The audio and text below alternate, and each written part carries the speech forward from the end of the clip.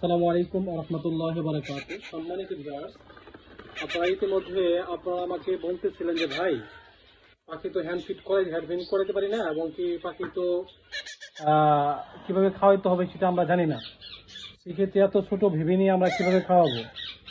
তো আমার কাছে নতুন কিছু কালেকশন আপনারা দেখতে পাচ্ছেন। আমি আজকে আপনাদেরকে এই সম্পর্কে হ্যান্ড ফিডিং সম্পর্কে আপনাদেরকে তথ্য দিব, এবং কি সকল ডিটেলস A to Z শুরু থেকে শেষ পর্যন্ত কিভাবে বাচ্চাকে খাওয়াবেন এভরিথিং সবকিছু আপনাদেরকে জানানো হবে।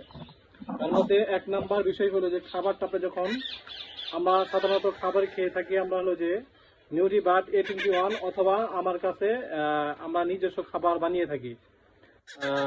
অনেক সময় যে খাবারটা আমরা বানিয়ে থাকি এই খাবারটা আমরা পরীক্ষিতভাবে আমাদের দীর্ঘদিনের অভিজ্ঞতা থেকে কিছু খাবার আমরা বানিয়ে থাকি। যেমন আমার খাবারের বিষয়টা দেখেন, এই যে খাবারটা দেখেন, খাবারটা একেবারেই মাশাআল্লাহ খুবই চমৎকার একটি খাবার। এই খাবারটা আমি যে কোনো সাইজের বেবিকে আমি খাওয়াইতে পারবো, কারণ এই খাবারটা আমার নিজস্ব বানানো খাবার। এখন এর মধ্যে আমি আপনাদেরকে কিভাবে খাওয়াবো এটাকে দেখাবো A to Z ভাবে।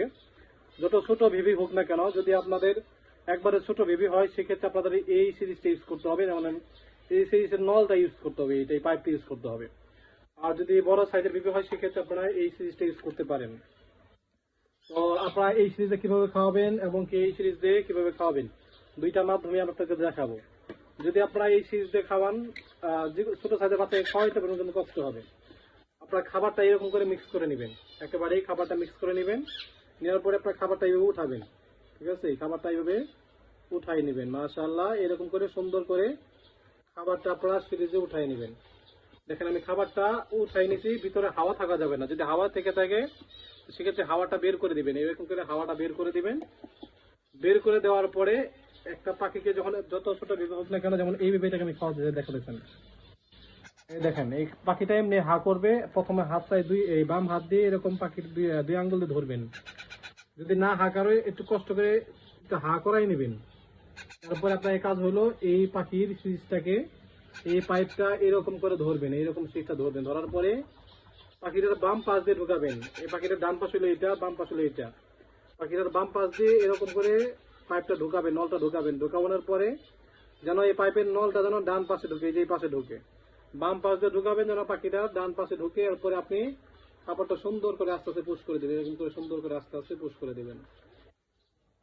দেখবেন খাবারটা সরাসরি পেটে চলে যাবে। দেখেন এই যে খাবারটা পাখির পেটে চলে গেছে, দেখেন অলরেডি চলে গেছে, দেখেন মাশাআল্লাহ। হ্যাঁ, আর যদি আপনারা এই সিরিজ যদি এই পাইপটা যদি ইউজ করেন, তারপরে আমি আপনাদের দেখাচ্ছি। এই খাবারটা আমি আগে লোড করে দেখাই।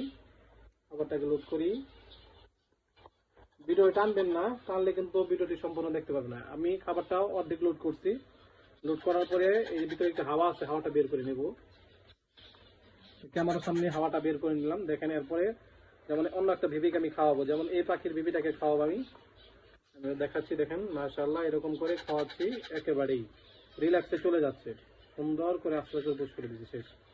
দুইটা পাইপ দিয়ে আপনি দুইটা সিরিজ দিয়ে যে কোনোভাবে খাওয়াইতে পারবেন।